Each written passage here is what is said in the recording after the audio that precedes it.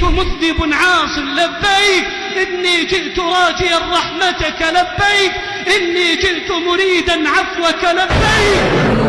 يأتون من موسكو، من الساحة الحمراء حيث يقال لا إله والحياة مادة، وهم يقولون لبيك اللهم لبيك.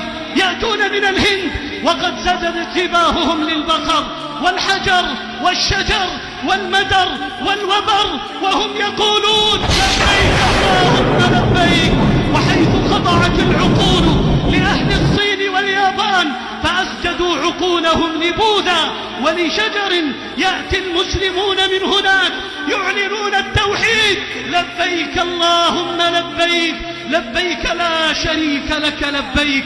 من أدغال إفريقيا حيث الجهل والجهالة والأمراض والأدواء وعدم الاستقامة في شؤون الدنيا والآخرة